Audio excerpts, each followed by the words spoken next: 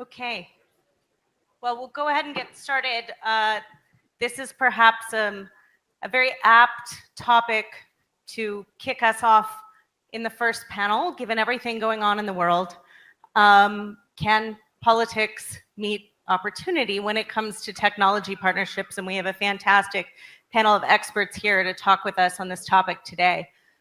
I think certainly if you had looked back 7-10 years ago, many technologists, certainly leading technologists in the United States, would have told you that what they were doing was beyond, maybe above geopolitics. That wasn't what technological innovation was about in the United States. That story has certainly changed.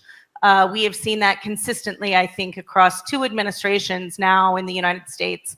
So whether that started with the conversation about Huawei in the first Trump administration, up through new developments in the Biden administration, the CHIPS Act, conversation about AI diffusion, technology has become far more central to the way that governments are thinking about exercising their national power at a moment of contestation.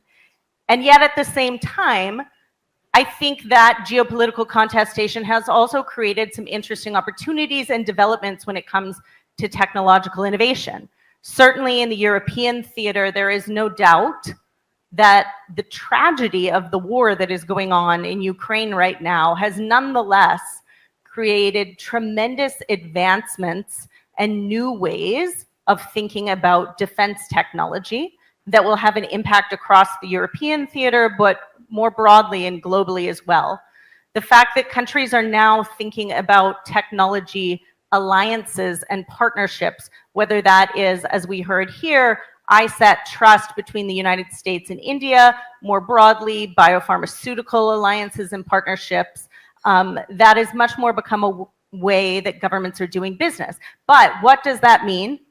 At a moment, of course, when we see global tariffs going up and ongoing trade war between the United States and China, are we at a moment in which technological innovation comes back on shore to national governments? And does that undo what I think has been a trend toward both friendshoring, but also when it comes to technology, multilateralism in the last few years? So we're going to turn to our experts here to ask some of these questions. And Ashley, I'm going to start with you because obviously what is going on with the United States is the question that is on everyone's mind.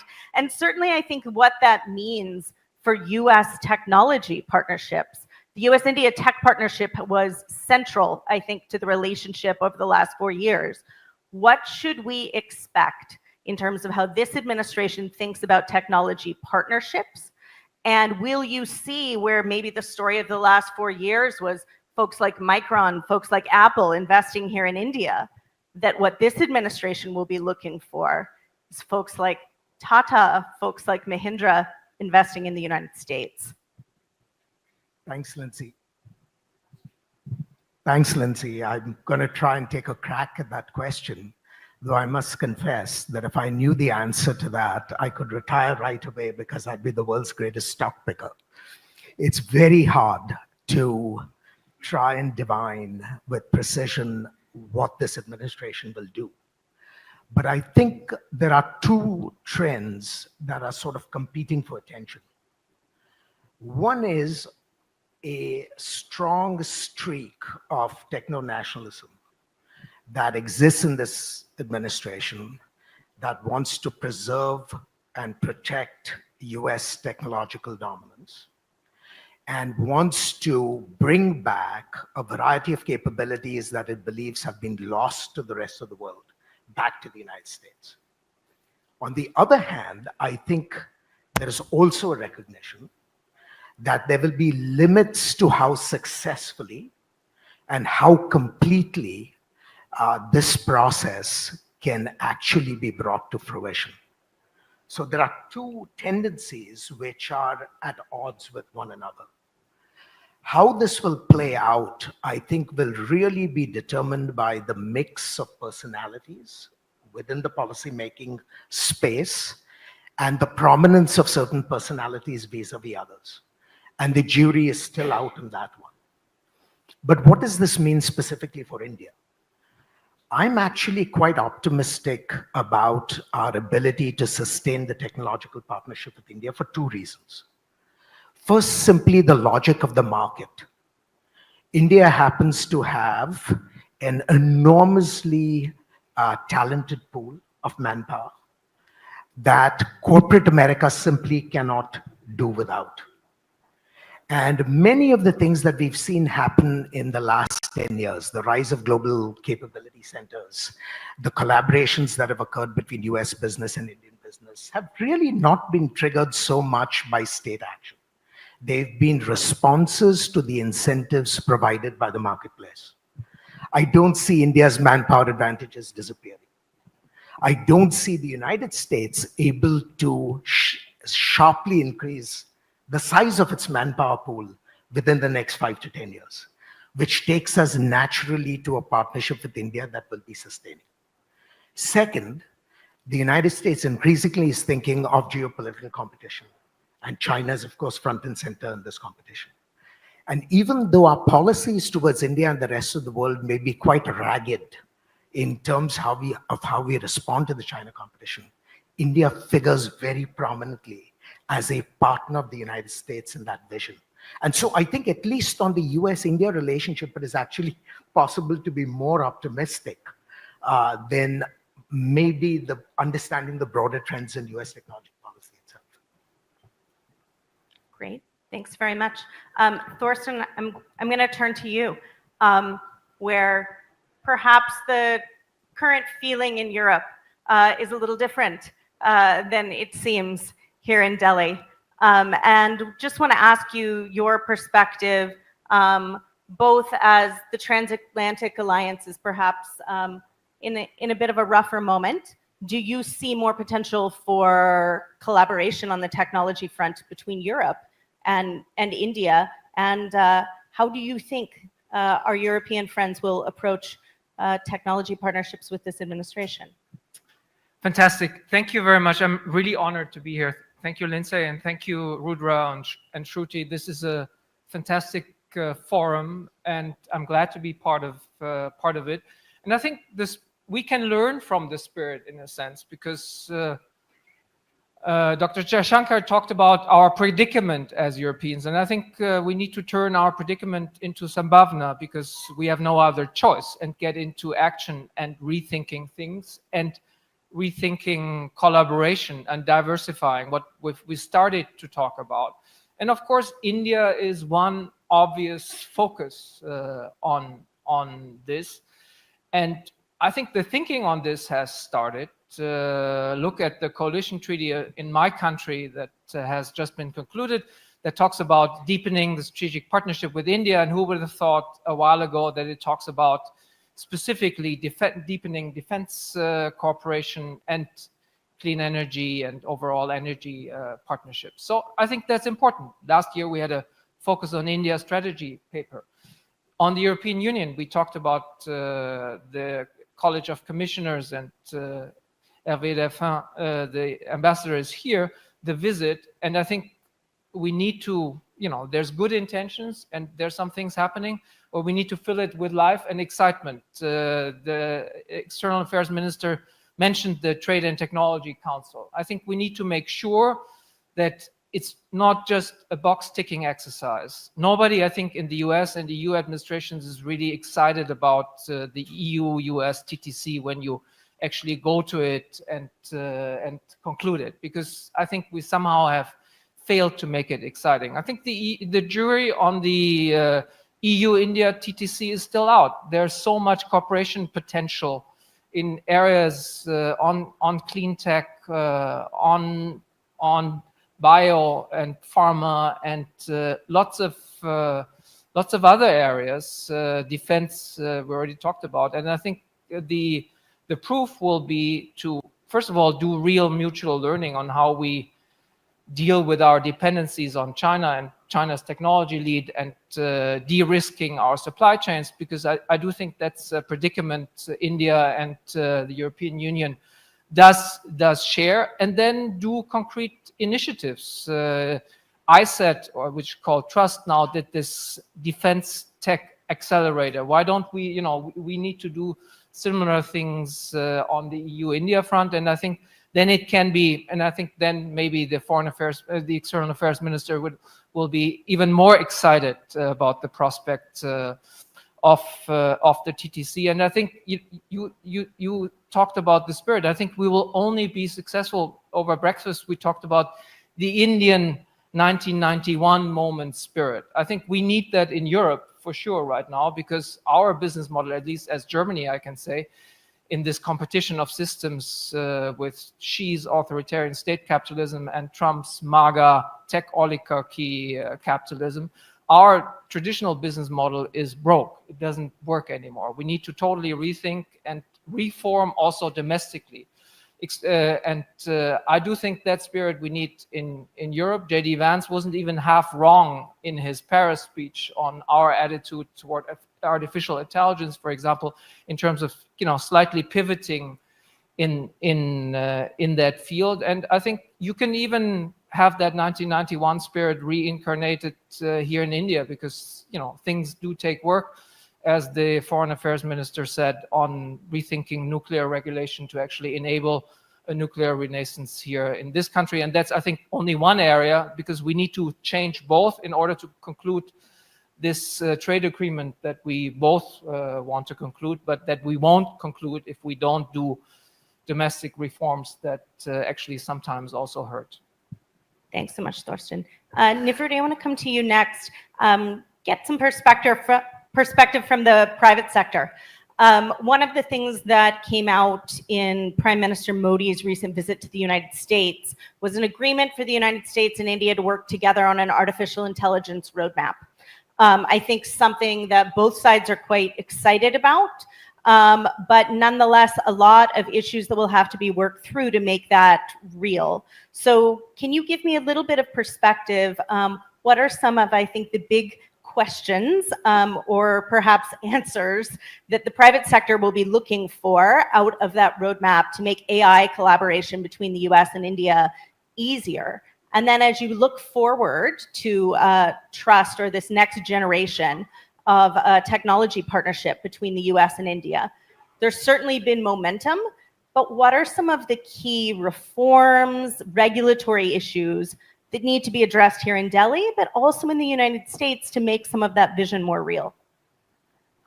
Thank you very much. And, like all the guests here, I'm very honored to be here. Thanks, Rudra and Carnegie. Firstly, what is interesting is I work in a public-private organization. And having spent my 30 years of life in private sector, I now am part of the government, and I understand the challenges and opportunities in a very different way. So I can say that outside, I have many of my friends smiling at me.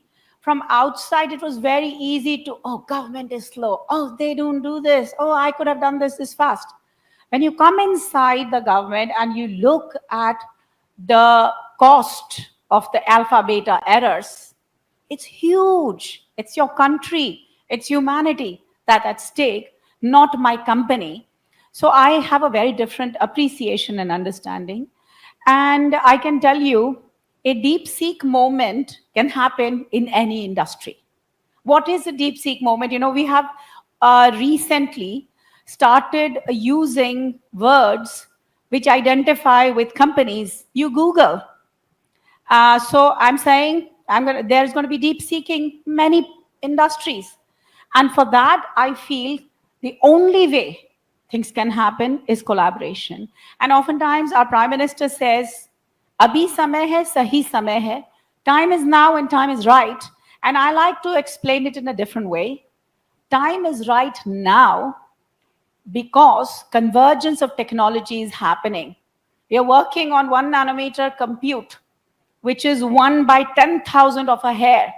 So compute has become cheap.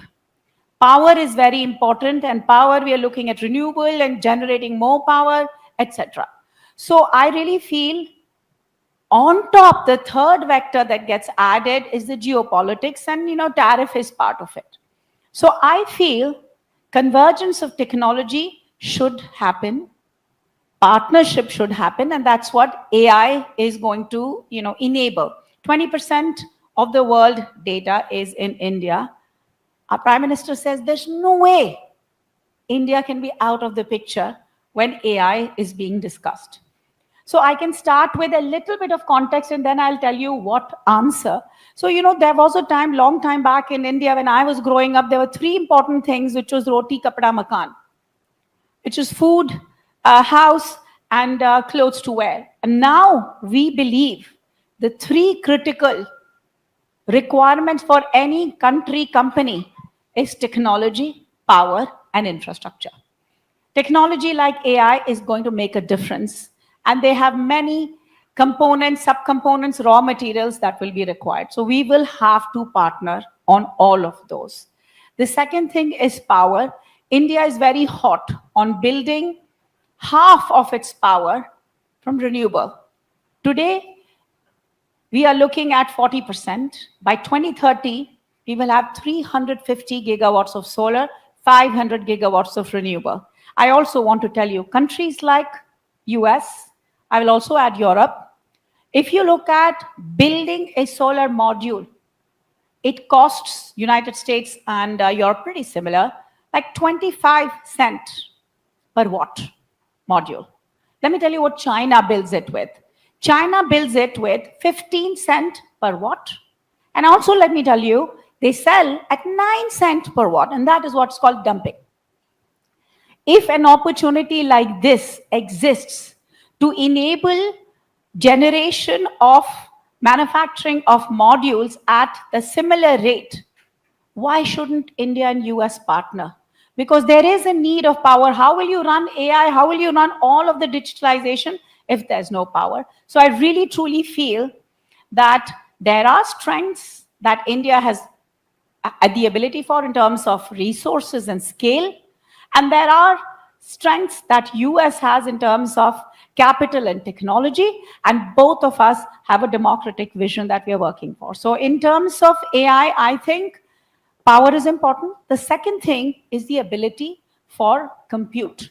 Compute has become very, very critical, and all of us have lived COVID. When I know in my previous company's experience that a $100,000 Mercedes was sitting because of lack of availability of $1 microcontroller.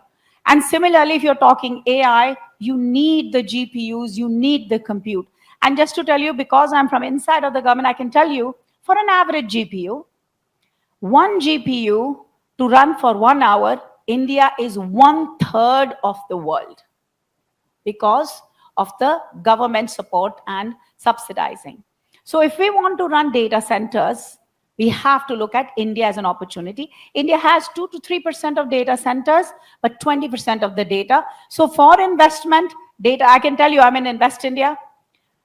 What we have enabled over the last 2 years when I have been there, 30% of foreign direct investment is coming in the energy space, which is one critical requirement for any technology.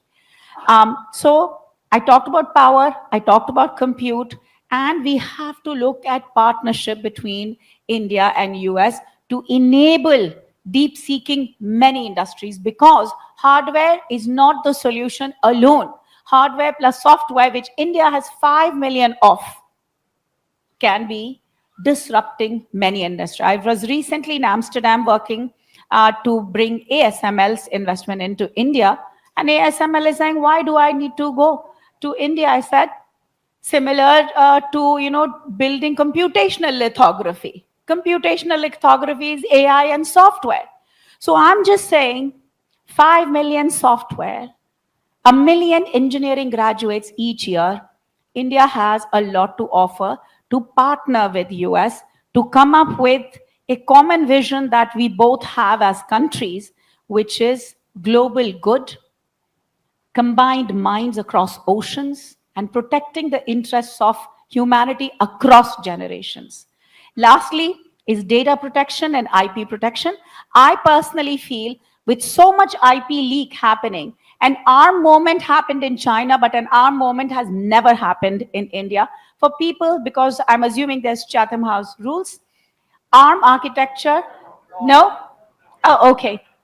Okay, so India IP leak. I thought it was closed door. I assumed closed door. Okay. Okay, my assumption was closed door means Chatham House. Okay, so I'm not going to give you the details, but I can tell you any microprocessor architecture leak has not happened in India.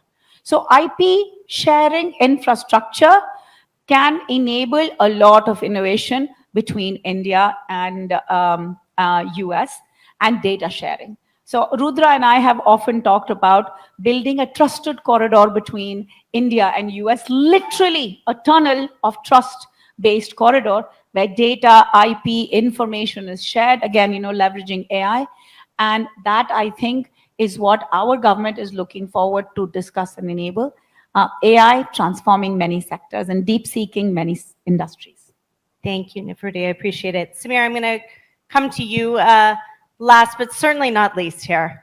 As someone who has been watching the US-India partnership for many years, certainly I think when you look at the joint statement that came out of the Prime Minister's visit, quite frankly, more continuity than change when you read that statement, which might be surprising to some in a moment in which it seems like, the world is on fire and things are changing faster than we can keep track of. So I just want to push you a little bit and say that joint statement made it perhaps seem like much will be the same here.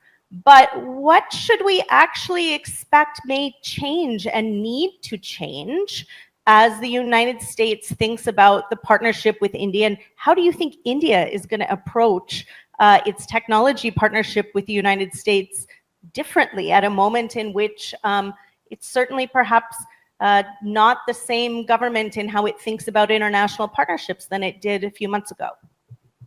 No, I think, Lindsay, you're right. And first of all, let me congratulate Rudra for putting this together. Wonderful, Rudra, for actually building this global platform out of India at a time when these platforms are needed to actually, serve partnerships and opportunities that abound. So thank you to Carnegie and you and the MEA for investing in this conversation. And thank you for not making it Chatham House, because, under Chatham House rules, no one shares secrets. They always do it when the camera is on. Otherwise, there's no fun. So if you want innards of discussions to come out, turn on the camera. I always say that, spectacles are what people like today in policy and politics. It's really a different world. So 2 quick points. I think on the India-US, you're right. I am stunned by the consensus on India in the United States, because we don't have that even in India about India. So US has more confidence and congruence in its appreciation, assessment, and engagement with India than we have with ourselves. So well done to the US. But it's not going to be the same. It is certainly not going to be the same. I think there's going to be very clear departures from the past. Number one, the Trump transactionalism is going to demand performance from India. Biden was lazy in his implementation. Trump is going to be extractive in the implementation. You will have to see India do more to keep up with the expectations from the White House, which is not a bad thing for India, by the way, because we love being lazy ourselves, right? Because we've been there for 3,000 years, so we can wait for another 3,000, right? So we love that self-assessment. So I think a little bit of continuity and a little bit of transactionalism could just be that right mix for us to do more. And let me give you 2 particular ideas that were popping out for me when I was reading the joint statement, and especially on the defense tech side, right? One was, of course, the oblique reference to future fighters and the jets and the aviation space. But I think that's overstated. I was particularly interested in the undersea platforms. And I think that is where the future lies if we really want to ramp up our relationship. Because till now, America has not parted with those crown jewels. And if they are willing to, and by the way, Trump, I think, is going to be more willing than anyone else, and could be fueling India's strategic capabilities, deterrence capabilities, maritime domain awareness capabilities, giving us some of those critical platforms, you could completely change the texture of trust that till now has been deployed more frequently than actually been visible in engagements, because we have still not seen some of America's most strategic technologies being available for India. We have seen market technologies being procured through commercial deals. Let's be honest here. I think that could be this moment when we actually operationalize the civil nuclear agreement by sharing some of these crown jewels that America has still not shared, even with Australia, for example. AUKUS is the big departure, right? It's the first time the Americans are thinking about a nuclear submarine with Australia. And believe you me, AUKUS began with Australia, it is going to end with India, because Australia does not have the market capabilities to support a whole new line of production. So eventually AUKUS 2.0 is really about India, and I hope that Trump is really about catalyzing that kind of transformation in relationships, something that Ashley was working in the early 2000s to achieve. So that's the first part.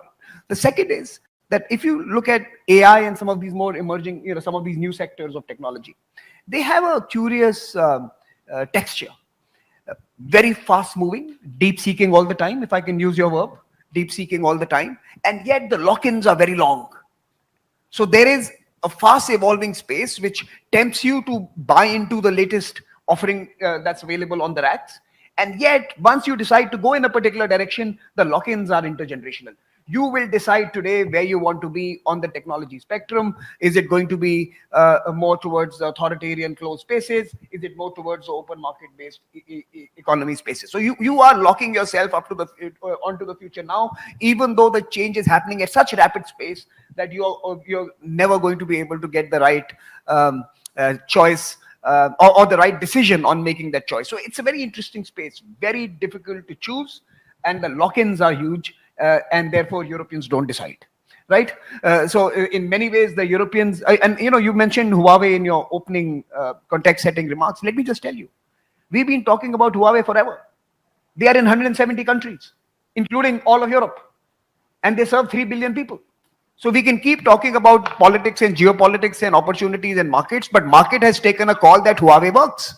And you've not been able to put together any coalition that has been able to dissuade even your transatlantic cousins that Huawei might be injurious for health, right? So I think the point that I'm trying to make here is that because of the very attractive nature of innovation and the fast-paced change that is always upon us all the time, we are locking ourselves into unusually complicated situations.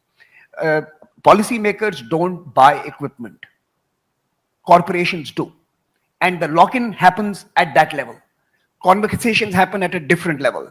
And unless we can bring truly, and that's very difficult for democracies like US and India, unless we can use a whole of nation approach where we actually have more intimate conversations with our private sector, where we are able to share our concerns with them more freely, you are not going to see a market-based approach. And therefore, India is not going to be it's not going to be able to exert market muscle, because Indian market will be splintered between using hardware and compute capacities that China is going to make available very soon to the whole world, and it's going to compete with the best coming from the United States, where DeepSeek has given hope to all others that the assumptions of West Coast were flawed. You don't need too much money, you don't need too much branding, and you don't need too much noise to create something significant and substantial. So I think we have to really rethink our relationship in that context. America should be hoping that the next 5 DeepSeeks happen in India and not in China. And they should be trying to find ways of enabling those new deep-seeking moments coming in trusted geographies. I like that corridor. I like that trusted corridor. We call it the green energy corridor in climate, in the climate conversations as well. Can we have a green energy corridor? We should have a technology corridor that extends from the US to India to Indonesia via the UAE. And if we can build that corridor, that ramps up. That's my final point is on the EU. I think since Thorsten is here, I have to take a dig at EU. But look, I'll take a dig at it. But look, EU is a very strategic actor, and I think you reduce their agency at your own peril. There is no geography in the world that took energy from Russia, took the Chinese markets and security for America and prospered. No other country in the world was able to be fueled by 3 warring factions at any given length of time. The Europeans are wicked. And if you think that they are benign and they are lazy and they are not in the game, you do it at your own peril. They have outlasted all of us. They colonized us, they liberated themselves, and they still regulate us. It's a fact. So do not try to brush away the importance of the EU. They are wicked folks. I know it from personal experience. Now, here is a thought. There are two. If you do game theory, there are two possibilities. EU can go to Beijing, which they are planning to, and decide to leverage it as a negotiating tool with the Americans. Very good. It helps the India-US relationship.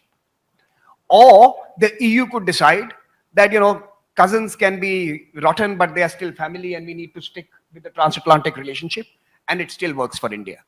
But we need to keep EU close to us. India and EU is a standalone relationship, and it should not be affected by what happens between the EU and the US. In fact, we've been asking in New Delhi that EU now create an independent corridor to India, which does not have to go through DC. And I think that is something that we hope also emerges from this friction between the cousins, in this particular Trump moment the world is experiencing. Thanks, Samir. Okay, so a couple quick questions here, and you have all certainly given us lots of fodder to work with. So Thorsten, I'm going to come to you next.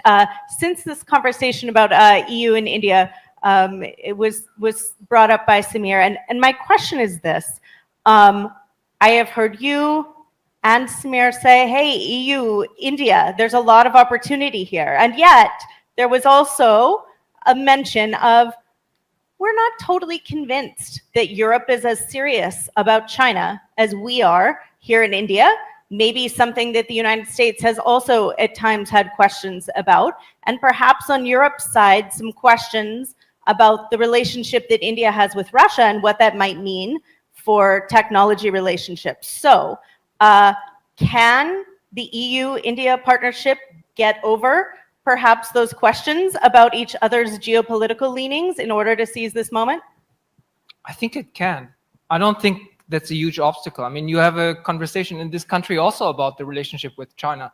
And you have the same domestic politics playing out with access to cheap goods and access to capital. And, I read the op-ed, I read the op-ed pages in the past days, and it's no different from back home, I find. You took this decisive action here on Huawei, which benefited our players, and I commend you for that. And I think that's excellent. We should learn from that. But for the rest, it's a bit similar. And I think the Russia bit, I think we can absolutely manage. I don't think India has the grand plan to actually share military technology with Russia. That wouldn't help, your quest for underwater technology from the US either. So I think we can totally manage because we have vibrant debates on China.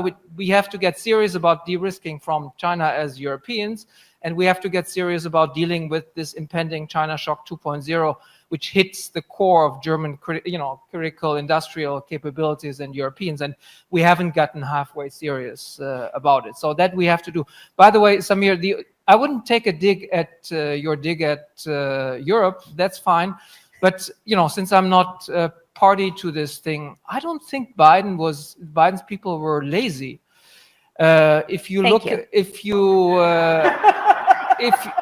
Just like to say. And Tarun is somewhere around, I think he was quite demanding, and the American semiconductor industry will certainly attest to him being demanding. And you ending up in tier 2 of the AI diffusion rule actually says that they have standards, and they don't they're not lazy in terms of determining their own kind of security requirements. I didn't have that impression from interacting with these folks. No, the lazy was only in terms of their expectation from India, not from themselves. So you're right. I think the Biden folks did what they believed was useful for the US. I was talking about the bilateral relationship. They were gentler, kinder, and Lindsay, this is not a comment on the fantastic work you guys did. But on the Russia relationship, let me just tell you, since we are on a technology summit, so here it is. You have this, at that time, cutting edge hypersonic missile technology co-created by Russia and India, the BrahMos missile system.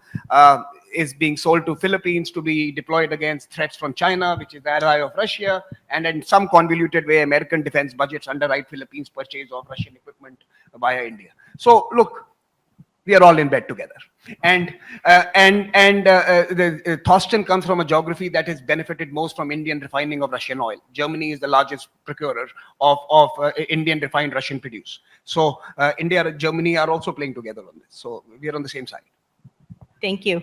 Ashley, Nivrude, I want to come to you in the last few minutes we have here with questions. Ashley, we heard Samir talk about in the joint statement, there was a mention of potential 5th gen technology from the United States coming here to India, something that I think probably a lot of people were caught by surprise by, something people wouldn't have anticipated being possible. Undersea cooperation. These are some of the most closely held technologies by the United States. So let me ask you this. Do you think we have come to a moment in the US-India relationship where that kind of cooperation on the highest end defense technology is possible? And if it is, and the Trump administration made the decision to release that technology, what are they going to expect in return? Nivruti, question for you is this. As we talk about things that are necessary to continue to move technology partnerships further along, one that is clear has to do with the human capital. The United States has benefited tremendously from Indian human capital and ingenuity. Do you have concerns that given where we are seeing the immigration conversation go in the United States, you may see Indian entrepreneurs, Indian students pulling back from a willingness to study or work in the United States and perhaps go to other places instead? So Ashley, let me come to you first. So thanks, Lindsay. Let me say two things. I think the bias in the Trump administration is to sell, sell, and sell. And given that bias, it is very likely that there will be much greater technology acquisition opportunities for India and for the rest of the world. Now, what it does to a certain conception of global order is an entirely different question. Because for 70 years now, we tried to help our friends while at the same time maintaining a proliferation regime that was linked to a certain conception of order. Now, if we end up in a situation where the price of helping our friends is to simultaneously gut the regime, I'm not quite sure long-term US interests are advanced, nor am I sure that the interests of our friends are advanced. What is even worse is I'm not sure the administration has the discipline to understand the issues involved.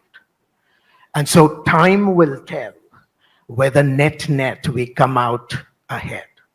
Let me make a second point because it goes to the issue that Samir and in a different way Nivruti raised, which is it is in America's interest that the next 5 deep seeks emerge from India rather than China. There's no question about that.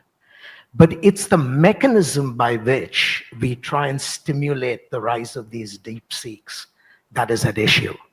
I do not believe that a sustainable path for the US-India relationship is through state action and state subsidies.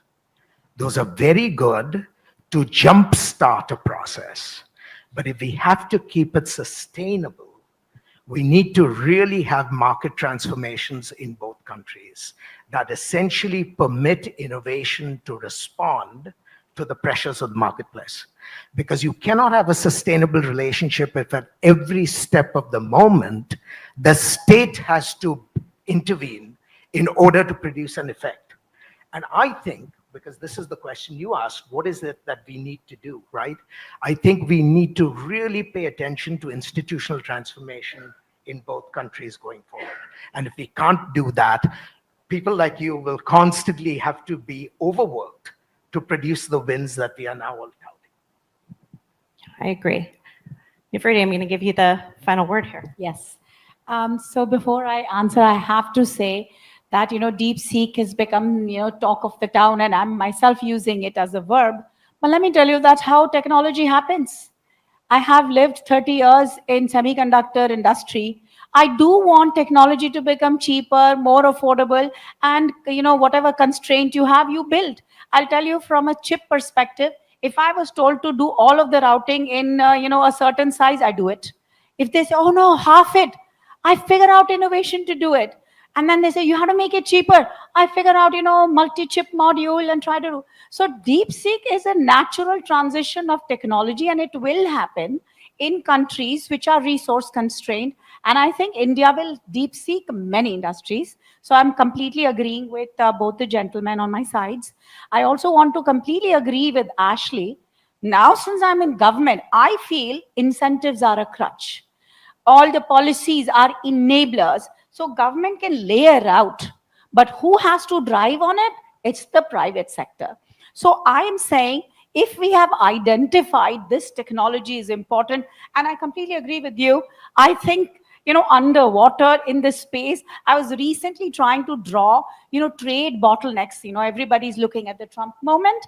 What are the bottlenecks? What are the alternate routes? What is happening in the Arctic Ocean? So I'm trying to build all of that, and suddenly I'm thinking, besides naval, let me look at space. I found out 12,000 satellites, 6,000 are US. Saying that's great. Sputnik came from Russia as an innovation, but look at where United States is, and look at where ISRO is.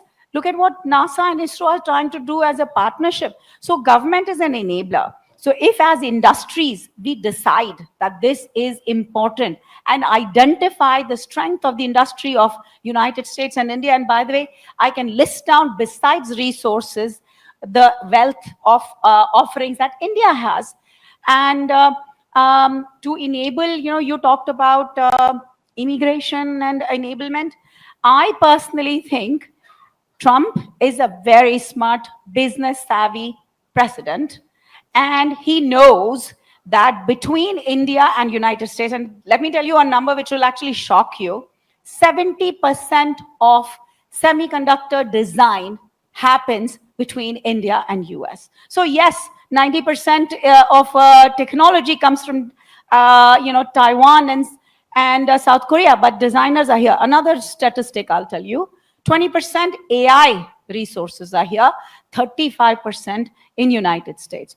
So if we combine, then that trust corridor will not just enable technology and IP to work, it will enable people to work. So I view as opportunity to be created through business, enablement to happen through government, and motivation through our people. And I don't believe India is lazy. Walk down the streets of New Delhi. I love the QR codes and the chaiwalas who sell tea with the digital infrastructure that has been built. It's magical to see the aspiration. So Dream India is, I believe, something to watch out for and something to partner with. India has always been non-partisan from World War I to World War II.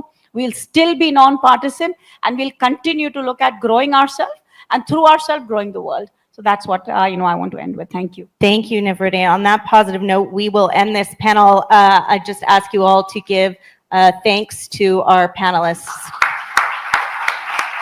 Thank you.